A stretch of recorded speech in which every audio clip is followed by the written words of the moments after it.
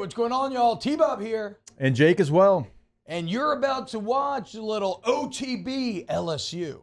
We're going to give you all the latest, greatest between LSU football, baseball, women's basketball, softball, and everything in between. Bottom line, if you want to talk Tigers, keep it locked, subscribe, like it. In anything in life, luck is going to play a role. One of the Cannon's favorite sayings, along with one snap and clear growing up, something that I've heard probably 10,000 times was, hey, sometimes it's better to be lucky than good. And sometimes it sucks to be unlucky and bad. You know, and unfortunately for this LSU football team, coming into the season, a couple of groups in which you were kind of questionable at. Obviously, the main one was interior defensive line, and one of the other ones was running back, certainly. And here you sit through 2 weeks, and you have lost, unquestionably, your most talented player at both of those positions. In the third quarter of that USC game, John Emery looked like the best player on the field. Jacobian Guillory was so far and above your best defensive lineman from his size, talent, and especially experience standpoint. And now, in the second piece of heartbreaking news in 1 week, remember, Emery, non-contact, heartbreaking ACL tear in practice, and then against Nicholls State. A game that, even though, look, it's fun to watch Guggenheim. They played awesome. They put up a fight.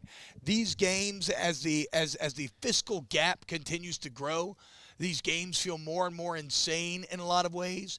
And now you lose by far your best interior defensive lineman. And it's not against South Carolina with game day. It's not against Florida. It's not against Alabama. It's against Nicholls, the second week of the season.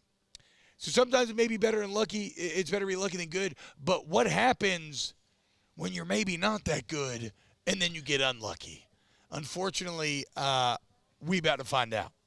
Yeah, we are, and it's devastating. And not just for what it does for LSU moving forward, but let's take a kind of look back, and you mentioned it there, like John Emery, devastating. What he did to get back on the field, what he's gone through, doing all the right things to get back to this point.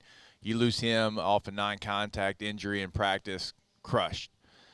Jacobian Guillory, kind of same situation, right? Has never really been the man. Has been a piece of it, has played his part. Yeah. Highly rated guy coming out of high school. He's played here or there. This was his moment. This was his time to be the dude on the defensive front. And when we did like the station survey, I saw Matt put this out there yesterday kind of as a reminder. Moscona and I both thought he was the player of the entire team, right, outside of Garrett Nussmeier, that you could not afford to lose. We both answered Jacobian Guillory because of what he meant to you, what he was ready to do, where you were at in that position, and you lose him, like T said, in the second week of the season after 6 snaps against Nicholls. And to an Achilles, which for him personally is just unreal. That's a brutal one to come back. That's where, I mean, like ACL now, like you don't want it, but they can get you back pretty quick now from an ACL. Like this one, I think is almost the most devastating one that you can have. And, whoa, I don't know where you go from here, T. I mean, I said it on the broadcast, like it was a fire drill of defensive tackles after that. I mean, you were just rolling any able body out there. I mean, some that weren't even like on the depth chart that we had up in the radio booth. Now, you knew who they were because you cover LSU every single day, but like if that would have been a game at South Carolina, I guarantee you their broadcast would have come over to our booth and be like, hey, who is that? Yeah. Give us a breakdown. How do you pronounce that name? What is that again? What were the grades? I see you have it pulled up there. What were the grades here? All right, so if we're just looking straight at defensive tackle, Jacobian Guillory was the highest graded that you had. Yeah, of course. So, yeah, that's fun. Ahmad Bro actually did play pretty well. He only played 16 snaps. He's the second highest graded defensive tackle outside of Guillory, 65.6. I thought on the first look he played better than that, so I'll have to go back and dive into the tape. Gio Piaz, 62.1. How did McAneola do? I always think of him as an offensive lineman still. 61.7. Sean Washington, 59.1. Suggs was a 57.9. Jalen Lee, your lowest graded defender on the night, 47.2. And he played 18 snaps at the defensive tackle position. Like I said, I mean, you were just running guys in and out of there. Like Jalen Lee, local guy, signed with Florida. This is a sample size that we've kind of seen now. He's not going to be able to help you in an SEC game, T.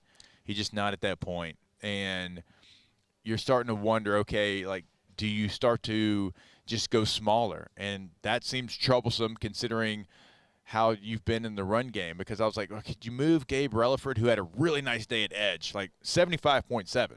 I mean, he played really, really well. But can you really afford to move Gabe Relaford, who you know is an edge size inside at all, and get anything from him? Maybe. It's not ideal. Paris Shan's probably more the candidate. He's got more of a defensive tackle body type. You can't go into South Carolina without moving one of your edge defenders to defensive tackle, T. Nobody knows the troubles I've seen. Nobody. Let me give you a positive for the LSU defense. My sorrows. PJ Woodley? Zay Alexander, yeah. And Gordy did a great job of mentioning it on the broadcast, like when he went in, like, hey, you know, he's dealt with his knee issue. They're going to roll him out there. They need him so badly, just for his veteran presence, how many games he's played in. Last year, the defense changed when he went out. And so when Gordy pointed out, I'm like, all right, I'm going to make a point of emphasis to kind of hone in on him. He finishes your highest graded defender, but not even just looking at the grades, just actually watching it as it happened. He might be a step slower than he was because of the knee injury, but his technique is by far the best back there because, again, he's played the most games, you know, and he's not going to be, you know, he's not going to be in a moment where it's too big for him, and he solidified a lot of things for you in the back end, but still, like, that's one issue that you get fixed. The defensive tackle issue, I don't know where you go from here. Well, and Jake, it's an issue that's exacerbated by linebacker play that's not that good. Whit Weeks is good. And Whit, look, I don't know. I'm not there. I'm not inside the meeting room. I don't know. But I do know that if you don't have defensive tackles in front of you, you have to play with your hands. Yeah. Whit Weeks is the linebacker of this group that plays with his hands and gets off of a block. He also has the best closing speed, I think, because is Perkins faster than him? Absolutely. But when Whit reads it, it's immediately into pursuit. And you saw it like 4 or 5 times on film where he got the guy on the ground because as soon as he recognized what it was, the instincts of it, it's what we always talk about. Like I'm a 4'5", 4'6" guy all day long. But if you have a 4'4" running back that doesn't understand how to read a defense, my 4'6" is going to be faster than his 4'4". Yeah, it's the same thing. Running back and linebackers are analogs for one another. So if you struggle at that position, I would have a hard time getting 40 off the field. Maybe he has MAs that we don't know about within the defense. Maybe that's why. 40 would be on the field for me every single snap with this defense because what you don't do well is what he does well because he's going to have linemen probably in his lap, and he strikes them better than any other linebacker. So I would like to see 40, Whit Weeks, stay in the middle of that defense because of that. Yeah, the Harold Perkins inside linebacker thing continues to be a bit of a disaster. Maybe it's trying to come to it in the offseason, but there's just not enough aggression, no extension, no pop. Honestly, that nickel backer role that he played last year is his best position on the football field. Working him in at edge, but have him as that nickel defender. He's good in coverage. He can still get TFLs out there. Would you move him to star? Yeah, I mean that's the real thing, right? Star. That's basically what that position has become. He feels like he would be a perfect star. Because he's athletic enough to do it. Absolutely. I mean, we saw him last year. He was great in coverage. And we can't just look. We can't just look at what it was. His freshman year was so awesome. I get that. He won the Arkansas game by himself. Also, though, again, I keep going back to this. But he can't do that every day. Also, look at the quality of quarterbacks in which he had his best games. I mean, except for the Bryce Young QB spying game was one of the coolest things I've ever seen in my life. Yeah. But Arkansas didn't have a quarterback that day. They had a third stringer that couldn't read a defense to save his life and was holding on to it for 10 minutes. Robbie Ashford, that Auburn game when he had a great game as well. It's and he had Ojulari lined up on the other side across from him. That's also fair. Who was a second-round pick and had a good – he had 4 sacks. We looked it up, I think, when we were talking about in the offseason. He's a really good player. BJ was. So can he do some of that? Yeah, but, again, he can't line up there every down. It's not feasible. Just say Perkins is not good. Again, I think he's good in the role. Linebacker. Yes, he's good in a role that you can use his skill set, which is a unique skill set, and I think it's actually at the star position. And then if you move him to star, then it gives you another safety in Major Burns where you can kind of keep a rotation there. So it gives you another body at the safety position as well. Darius Woodard Perk played star in the second half. Do you know how good he was? I'll watch the film tonight, and we'll give you our more analytical breakdown tomorrow morning as we give you the biggest highlights. I things that we know about Blake Baker. If he thinks it's best for the defense, he's gonna put him at star. I don't think they're gonna try to force the issue. I think you'll see, more of Whit Weeks this week because that is who Blake is. Blake's going to see what gives us the best opportunity. That's why I think you're going to see an edge defender move to defensive tackle. Do we continue to roll out a guy that can't get it done against Nichols in the SEC? No, we got to make changes.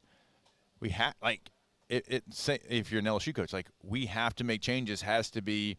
So you're going today. Probably started the process yesterday, and you've got every edge defender. All right, which one can we afford to move inside and also not lose the integrity of what we have at the edge? I think Gabe Relaford stepping up like he did in the game, freshman, 3-1 great, shout out. He gives you the ability to maybe move Parashan inside because now you can have Swinson, Relaford, and you can have Jones be your edge guys, and then Parashan gives you an extra body in the middle. Is he a little bit lighter than you like? Yeah, but you don't have the luxury of that being something you can care about right now.